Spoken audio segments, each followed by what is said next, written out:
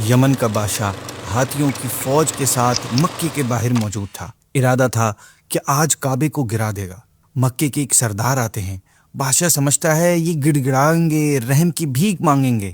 وہ مانگتے ہیں مگر رحم نہیں، اپنے اونٹ جو اس کی فوج نے چرائے تھے۔ بادشاہ حیران ہو جاتا ہے کہ میں تمہارے سب سے بڑے عبادت خانے کو گرانے آیا ہوں اور تمہیں اپنے اونٹوں کی فکر ہے۔ سردار کہتے ہیں میں اونٹوں ہی کا مالک ہوں، اس لیے انہی کے بارے میں بات کر رہا ہوں۔ رہا کعبہ تو جو کعبے کا مالک ہے وہ خود اس کی حفاظت فرمائے گا۔ پھر آسمان نے وہ منظر دیکھا کہ کعبے کے مالک نے اپنی فوج بھیجی، پرندوں کی فوج، ابابیل کی فوج، جس نے ان ہاتھی والوں کو رہتی دنیا کے لیے عبرت کا نشان بنا دیا۔ یہ واقعہ پیش آیا اللہ کے حبیب صلی اللہ علیہ وسلم کی پیدائش سے 55 دن پہلے۔ السلام علیکم ورحمۃ اللہ وبرکاتہ۔ ناظرین، سیریز دا پرفیکٹ لائف میں آپ کو خوش آمدید۔ ناظرین، اس سیریز میں ہم پیارے آقا صلی اللہ علیہ وسلم کی حیات مبارکہ کے مشہور واقعات سنیں گے۔ آج اس سیریز کا پہلا ایپیسوڈ ہے، آج ہم پیارے آقا صلی اللہ علیہ وسلم کے خاندان اور آپ کی ولادت کے بارے میں جانیں گے۔ ناظرین، ہمارے پیارے آقا صلی اللہ علیہ وسلم کا خاندان اور نسب دنیا کے تمام خاندانوں سے اچھا، اشرف اور اعلیٰ ہے، اور یہ وہ حقیقت ہے جس سے آپ صلی اللہ علیہ وسلم کے بدترین دشمن کفار مکہ بھی کبھی اس سے انکار نہ کر سکے۔ مسلم شریف کی روایت ہے کہ اللہ پاک نے حضرت اسماعیل علیہ السلام کی اولاد میں سے کنانہ کو چنا، اور کنانہ میں سے قریش کو چنا، اور قریش میں سے بنی ہاشم کو چنا، اور بنی ہاشم میں سے مجھے چن لیا۔ پیارے آقا صلی اللہ علیہ وسلم کے خاندان میں سبھی حضرات اپنی کسی نہ کسی خصوصیت کی وجہ سے بڑے فیمس رہے ہیں، مگر ان میں سے کچھ ہستیاں ایسی ہیں جو دوسروں سے زیادہ فیمس ہیں۔ انہی میں سے ایک فہر بن مالک بھی ہیں۔ آپ کا لقب قریش ہے اور آپ کی اولاد قریشی یا قریش کہلاتی ہے، اور اس سے پہلے والے کنانی کہلائے جاتے تھے۔ فہر بن مالک قریش اس لیے کہلاتے ہیں کہ قریش ایک سمندری جانور کا نام ہے جو بہت ہی طاقتور ہوتا ہے اور سمندری جانوروں کو کھا ڈالتا ہے۔ یہ تمام جانوروں پر ہمیشہ غالب ہی رہتا ہے، کبھی مغلوب نہیں ہوتا۔ اب چونکہ فہر بن مالک بھی اپنی بہادری اور طاقت کی بنا پر تمام عرب کے قبیلوں پر غالب تھے، اس لیے تمام عرب والے ان کو قریش کے لقب سے پکارنے لگے۔ پیارے آقا صلی اللہ علیہ وسلم کے پردادا ہاشم آپ بھی بڑی شان و شوکت کے مالک تھے۔ آپ کا اصلی نام عمر تھا۔ آپ انتہائی بہادر تھے، بے حد سخی تھے اور اعلیٰ درجے کے مہمان نواز تھے۔ ایک سال عرب میں بہت سخت قحط پڑا اور لوگ دانے دانے کے محتاج ہو گئے، تو آپ ملک شام سے خشک روٹیاں خرید کر حج کے دنوں میں مکہ پہنچے اور روٹیوں کا چوڑا کر کے اونٹ کے گوشت کے شوربے میں سرید بنا کر تمام حاجیوں کو خوب پیٹ بھر کر کھلایا۔ اس دن سے لوگ آپ کو ہاشم یعنی روٹیوں کا چورا کرنے والے کہنے لگے۔ ہاشم کی پیشانی میں نور محمدی چمک رہا تھا، اس وجہ سے پرانے عالموں میں سے جو بھی آپ کو دیکھتا آپ کے ہاتھ کو بوسہ دیتا۔ عرب کے کئی قبیلوں سے آپ کو شادی کے پروپوزل آتے، مگر آپ ہمیشہ انکار کر دیتے۔ پھر ایک دفعہ آپ تجارت کے لیے ملک شام گئے تو راستے میں مدینے میں بنو عدی بن نجار میں سے ایک شخص عمر بن زید خزرجی کے ہاں ٹھہرے۔ اس کی صاحبزادی سلمہ صورت و سیرت میں اپنی قوم کی تمام عورتوں میں سب سے بہترین تھی، اس لیے آپ نے اس سے شادی کر لی، مگر عمر نے ہاشم سے یہ عہد لیا، یہ وعدہ لیا کہ سلمہ جو اولاد پیدا کرے گی وہ اپنے میکے میں ہی پیدا کرے گی۔ خیر، شادی کے بعد ہاشم شام چلے گئے اپنی تجارتی معاملات کو پورا کرنے کے لیے۔ پھر جب واپس آئے تو سلمہ کو اپنے ساتھ مکے لے آئے۔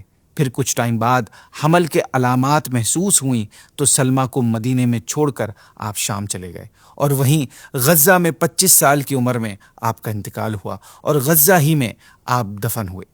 سلمہ کے ہاں ایک لڑکا پیدا ہوا جس کے سر میں کچھ بال سفید تھے، اس لیے اس کا نام شیبہ رکھا گیا۔ یہ شیبہ ہمارے پیارے آقا صلی اللہ علیہ وسلم کے دادا جان حضرت عبد المطلب رضی اللہ تعالیٰ عنہ کا اصلی نام تھا۔ آپ رضی اللہ عنہ بہت ہی نیک انسان تھے۔ آپ غار ہرا میں کھانے پینے ساتھ لے کر جاتے اور کئی دنوں تک لگاتار اللہ کی عبادت میں مصروف رہتے تھے۔ آپ رضی اللہ تعالیٰ عنہ رمضان کے مہینے میں اکثر غار ہرا میں اعتکاف کیا کرتے تھے۔ پیارے آقا صلی اللہ علیہ وسلم کا نور نبوت آپ کی پیشانی میں چمکتا تھا اور آپ کے بدن سے مشک کی خوشبو آتی تھی۔ عرب والوں کو اسپیشلی قریش کو آپ رضی اللہ تعالیٰ عنہ سے بہت عقیدت تھی۔ یہی وجہ ہے کہ مکے والوں پر جب بھی کوئی مصیبت آتی، کوئی قحط پڑ جاتا، تو لوگ آپ رضی اللہ تعالیٰ عنہ کو ساتھ لے کر پہاڑ پر چڑھ جاتے اور پھر اللہ پاک کی بارگاہ میں آپ کو وسیلہ بنا کر دعا مانگتے تھے اور دعا قبول ہو جاتی تھی۔ آپ رضی اللہ عنہ لوگوں کو لڑکیوں کو زمین میں زندہ دفن کرنے پر بڑی سختی کے ساتھ روکتے تھے۔ آپ شراب اور زنا دونوں کو حرام جانتے تھے اور عقیدے کے لحاظ سے آپ موحد یعنی ایک خدا کو ماننے والے تھے۔ زمزم شریف کا کنواں جو بالکل لوگوں کی نگاہوں سے غائب ہو چکا تھا، لوگ بھول چکے تھے، اس کا نام و نشان تک موجود نہیں تھا، آپ ہی نے اس کو نئے سرے سے کھود کر درست کروایا اور لوگوں کو آب زمزم سے سیراب کیا۔ آپ رضی اللہ عنہ بھی کعبے کے متولی یعنی کیئر ٹیکر اور سجادہ نشین ہوئے۔ اصحاب فیل کا واقعہ آپ رضی اللہ عنہ کے وقت میں ہی ہوا تھا۔ حضرت عبد المطلب رضی اللہ تعالیٰ عنہ کے صاحبزادے حضرت عبداللہ رضی اللہ تعالیٰ عنہ یہ ہمارے پیارے آقا صلی اللہ علیہ وسلم کے والد محترم ہیں۔ ناظرین، حضرت عبداللہ رضی اللہ تعالیٰ عنہ حضرت عبد المطلب کے تمام بیٹوں میں سب سے زیادہ والد کے لاڈلے اور پیارے تھے۔ چونکہ آپ رضی اللہ عنہ کی پیشانی میں نور محمدی اپنی پوری شان و شوکت کے ساتھ چمک رہا تھا، اس لیے آپ صورت اور سیرت دونوں میں بے مثال تھے۔ قبیلہ قریش کے تمام حسین عورتیں آپ رضی اللہ عنہ سے شادی کی خواہش رکھتی تھی، مگر حضرت عبد المطلب رضی اللہ عنہ اپنے بیٹے کے لیے ایک ایسی عورت کی تلاش میں تھے جو حسن و جمال کے ساتھ ساتھ حسب و نسب کے اعتبار سے بھی اعلیٰ ہو۔ پھر آخرکار ایک دن آپ رضی اللہ عنہ کی یہ تلاش پوری ہوئی۔ ہوا کچھ اس طرح کہ ایک دن حضرت عبداللہ رضی اللہ تعالیٰ عنہ شکار کے لیے جنگل میں تشریف لے گئے تو یہودیوں کا ایک بہت بڑا گروپ اسلحہ لے کر آپ کے پیچھے آیا تاکہ آپ رضی اللہ عنہ کو تنہائی میں دھوکے سے قتل کر دیا جائے۔ یہودیوں نے ایسا کیوں کیا؟ کیونکہ یہودی حضرت عبداللہ رضی اللہ تعالیٰ عنہ میں کچھ باتیں دیکھ کر پہچان گئے تھے کہ آپ ہی آخری نبی کے والد ہوں گے۔ اس سے پہلے بھی وہ کئی بار آپ رضی اللہ تعالیٰ عنہ کو قتل کرنے کا پلان بنا چکے تھے، مگر ہر بار اللہ پاک آپ رضی اللہ تعالیٰ عنہ کی حفاظت فرماتے۔ اس بار بھی ایسا ہی ہوا۔ جنگل میں نہ جانے کہاں سے اچانک کچھ لوگ ظاہر ہوئے جو اس دنیا کے بالکل نہیں لگ رہے تھے۔ ان لوگوں نے آ کر یہودیوں کو مار بھگایا اور حضرت عبداللہ کو حفاظت سے ان کے مکان تک پہنچا دیا۔ اب یہ سب کچھ جنگل میں ہو رہا تھا تو وہاں ایک اور صاحب تھے جنہوں نے یہ سب اپنی آنکھوں سے دیکھا۔ وہ تھے وہب بن مناف، حضرت آمنہ رضی اللہ تعالی عنہا کے والد۔ یہ سب دیکھ کر آپ کے دل میں حضرت عبداللہ کے لیے بے انتہا محبت اور عقیدت پیدا ہو گئی، اور پھر گھر آ کر آپ نے یہ پکا ارادہ کر لیا کہ آپ اپنی صاحبزادی کا نکاح حضرت عبداللہ رضی اللہ تعالیٰ عنہ سے ہی کریں گے۔ چنانچہ اپنی اس دلی تمنا کو آپ رضی اللہ عنہ نے اپنے کچھ دوستوں کے تھرو حضرت عبد المطلب رضی اللہ تعالیٰ عنہ تک پہنچایا۔ خدا کی شان کہ حضرت عبد المطلب رضی اللہ عنہ بھی اپنے بیٹے حضرت عبداللہ رضی اللہ عنہ کے لیے جیسی دلہن کی تلاش میں تھے، وہ ساری خوبیاں حضرت آمنہ بنت وہب رضی اللہ تعالی عنہا میں موجود تھیں۔ حضرت عبد المطلب رضی اللہ عنہ نے اپنے اس رشتے کو خوشی خوشی منظور کر لیا اور اس طرح 24 سال کی عمر میں حضرت عبداللہ رضی اللہ تعالیٰ عنہ کا نکاح حضرت آمنہ رضی اللہ تعالیٰ عنہ سے ہو گیا۔ نکاح کے بعد جب حمل شریف کو 2 مہینے پورے ہو گئے تو حضرت عبد المطلب رضی اللہ عنہ نے حضرت عبداللہ رضی اللہ تعالیٰ عنہ کو کسی کام سے مدینے بھیجا۔ وہاں سے واپسی لوٹتے ہوئے مدینے میں اپنے والد کے ننیال بنو عدی بن نجار میں 1 مہینہ بیمار رہ کر آپ رضی اللہ عنہ کی وفات ہو گئی اور وہیں آپ رضی اللہ تعالیٰ عنہ کی تدفین کی گئی۔ وفات کے وقت آپ رضی اللہ عنہ کی عمر صرف 25 سال تھی۔ آپ رضی اللہ عنہ کی وفات کی خبر جب مکے میں پہنچی تو بنو ہاشم کا ہر گھر غم میں ڈوب گیا۔ روایتوں میں آتا ہے کہ آپ رضی اللہ عنہ کی وفات پر فرشتوں نے غم زدہ ہو کر بڑی حسرت کے ساتھ اللہ پاک کی بارگاہ میں عرض کی کہ الہی تیرا نبی یتیم ہو گیا۔ رب تعالیٰ نے فرمایا تو کیا ہوا، میں اس کا حامی و حافظ ہوں۔ سبحان اللہ۔ ناظرین، حضرت عبداللہ رضی اللہ عنہ نے ترکہ جو وراثت کہتے ہیں جس کو، اس میں ایک خادمہ ام ایمن جن کا نام برکہ تھا، اس کے علاوہ کچھ اونٹ اور کچھ بکریاں چھوڑیں۔ یہ سب ترکہ پیارے آقا صلی اللہ علیہ وسلم کو ملا۔ ایمن بچپن میں پیارے آقا صلی اللہ علیہ وسلم کی دیکھ بھال کرتی تھی۔ آپ پیارے آقا صلی اللہ علیہ وسلم کو کھلاتی، کپڑا پہناتی اور پرورش کی تمام تر ضروریات پرووائڈ کرتی۔ آپ رضی اللہ عنہ نے بہت ہی محبت اور رسپانسبلٹی سے اس خدمت کو سر انجام دیا۔ یہی وجہ ہے کہ پیارے آقا اپنی تمام عمر حضرت ایمن رضی اللہ تعالی عنہا کی دل جوئی فرماتے تھے، اور آپ نے اپنے محبوب اور منہ بولے بیٹے حضرت زید بن حارثہ رضی اللہ عنہ کا نکاح ان سے کروایا، اور ان کے پیٹ سے صحابی رسول حضرت اسامہ رضی اللہ تعالیٰ عنہ پیدا ہوئے۔ ناظرین، جسے سورج نکلنے سے پہلے ستارے چھپنے لگتے ہیں اور صبح کی روشنی ظاہر ہوتی ہے اور ایک آسمان پر ریڈنس نظر آنے لگتی ہے، یہ سب سورج کے آنے کی خبر دیتے ہیں۔ اسی طرح جب پیارے آقا صلی اللہ علیہ وسلم کی آمد کا وقت قریب آ گیا تو دنیا کے مختلف حصوں میں عجیب عجیب نشانیاں نظر آنے لگیں اور حیران کر دینے والے واقعات ہونے لگے۔ یہ سب علامتیں ایسی ہیں، یہ سارے سائنز ایسے محسوس کروا رہے ہیں کہ گویا یہ پوری دنیا کو جگا کر ایک خوشخبری دے رہے ہوں کہ اب نبی آخر الزماں اللہ پاک کے محبوب صلی اللہ علیہ وسلم تشریف لانے والے ہیں۔ چنانچہ اصحاب فیل کا تباہ ہونا، اچانک بارشیں برسنے سے عرب کی بنجر زمین ہری بھری ہو جانا، برسوں کے قحط سالی ختم ہو جانا، خوشحالی کا آ جانا، جھوٹے خداؤں کا زمین پر گر پڑنا، فارس کے آتش پرستوں کی 1000 سال سے جلتی آگ کا بجھ جانا، کسریٰ کے محل کا زلزلہ اور اس کے 14 ٹاورز کا گر جانا، بحیرہ ساوا یعنی دریائے ساوا کا اچانک سوکھ جانا، اور شام اور کوفہ کے درمیان ایک مشہور ندی کا اچانک دوبارہ جاری ہو جانا، یہ سب واقعات اسی سلسلے کی کڑیاں ہیں جو پیارے آقا صلی اللہ علیہ وسلم کی تشریف آوری سے پہلے آپ کی ولادت کی خوشخبریوں کے طور پر ظاہر ہوئیں۔ جب حمل شریف کو چاند کے حساب سے پورے 9 مہینے ہو گئے تو پیارے آقا صلی اللہ علیہ وسلم 12 ربیع الاول کو پیر کے دن فجر کے وقت کہ ابھی کچھ ستارے آسمان پر نظر آ رہے تھے، اس وقت آپ صلی اللہ علیہ وسلم کی ولادت ہوئی۔ آپ صلی اللہ علیہ وسلم اس طرح دنیا میں تشریف لائے کہ آپ کے دونوں ہاتھ مبارک زمین پر رکھے ہوئے تھے، سر مبارک آسمان کی طرف بلند تھا، بدن مبارک بالکل پاکیزہ تھا، جسم مبارک سے کستوری کی تیز خوشبو آ رہی تھی، قدرتی طور پر ختنہ کیے ہوئے، ناف بنی ہوئی، اس حال میں آپ صلی اللہ علیہ وسلم اس دنیا میں تشریف لائے۔ چہرہ مبارک 14ویں رات کے چاند کی طرح چمک رہا تھا اور دونوں کندھوں کے درمیان مہر نبوت کا نشان تھا۔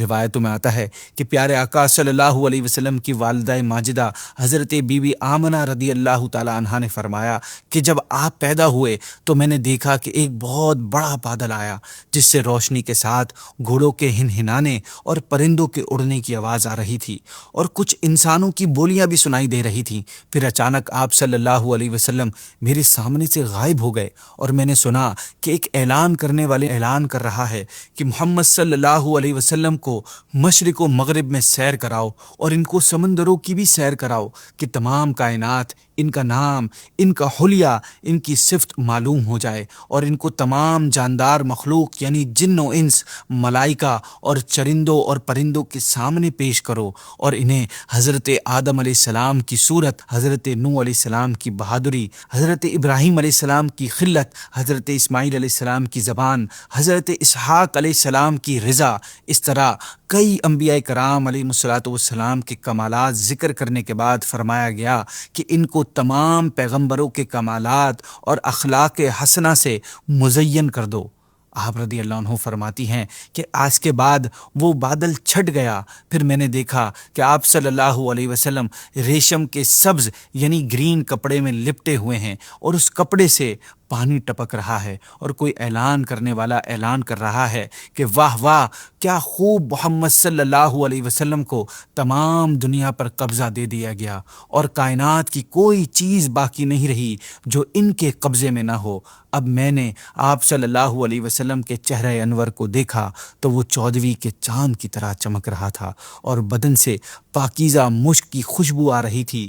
آپ رضی اللہ عنہ فرماتی ہیں مجھے 3 شخص نظر آئے، ایک کے ہاتھ میں چاندی کا لوٹا، دوسرے کے ہاتھ میں گرین ایمرلڈ کا تھال اور تیسرے کے ہاتھ میں ایک چمکدار انگوٹھی تھی۔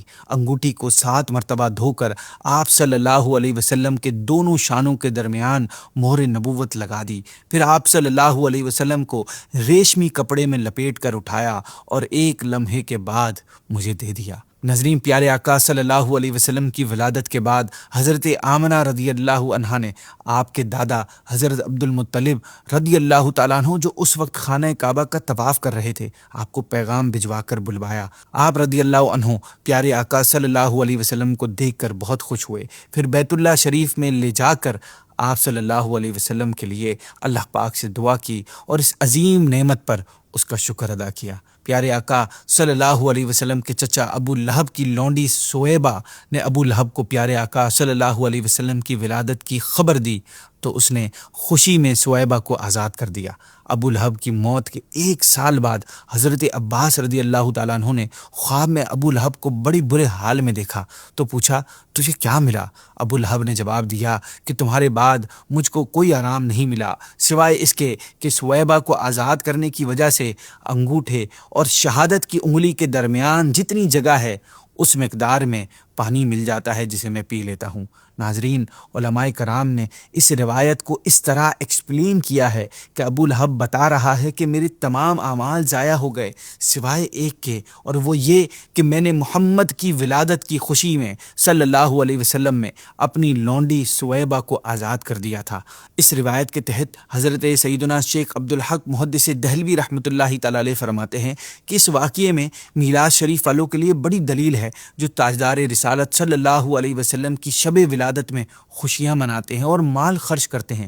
یعنی ابو لہب جو کہ کافر تھا، جب وہ تاجدار نبوت صلی اللہ علیہ وسلم کی ولادت کی خبر پا کر خوش ہوئے اور اپنی لونڈی سویبہ کو دودھ پلانے کی خاطر آزاد کرنے پر بدلہ دے دیا گیا، تو اس مسلمان کا کیا حال ہوگا جو محبت اور خوشی سے بھرا ہوا ہے اور مال خرچ کر رہا ہے۔ لیکن یہ ضروری ہے کہ محفل میلاد شریف گانے باجوں اور آلات موسیقی سے پاک ہو۔ ناظرین، یہاں پر ایک اور بات سمجھنے کی ہے، وہ یہ کہ یہ بات ہمارے بلیفز میں سے ہے کہ کافر کو مرنے کے بعد آخرت میں سے کسی بھی نیکی کا اجر نہیں ملے گا آخرت میں اس کو، کیونکہ آخرت میں صرف ایمان والوں کا حصہ ہے۔ آخرت میں صرف مسلمانوں کو نیکی کا اجر ملے گا، کافروں کو ان کی نیکیوں کا بدلہ دنیا ہی میں دے دیا جاتا ہے۔ جب ایسا ہے تو ابو لہب کو کیوں نیکی کا فائدہ ہو رہا ہے مرنے کے بعد؟ تو اس کا جواب علماء کرام نے یہ دیا ہے کہ ابو لہب کے ساتھ دوسرے کافروں سے ہٹ کر الگ معاملہ ہونا یہ حضور صلی اللہ علیہ وسلم کی خصوصیات میں سے ہے۔ یہ حضور صلی اللہ علیہ وسلم کا اللہ کی بارگاہ میں خاص مقام ہے کہ آپ کی ولادت کی خوشی منانے کی وجہ سے ابو لہب کے عذاب میں آسانی کر دی جاتی ہے۔ یہ پیارے آقا صلی اللہ علیہ وسلم کی وجہ سے ہے، ورنہ کافر کا کوئی عمل اسے آخرت میں فائدہ نہیں دے گا۔ اسی کے ساتھ ناظرین، ہم آج کی ایپیسوڈ کو اینڈ کرتے ہیں۔ نیکسٹ ایپیسوڈ میں ہم پیارے آقا صلی اللہ علیہ وسلم کے بچپن کے واقعات سنیں گے۔ السلام علیکم ورحمۃ اللہ وبرکاتہ۔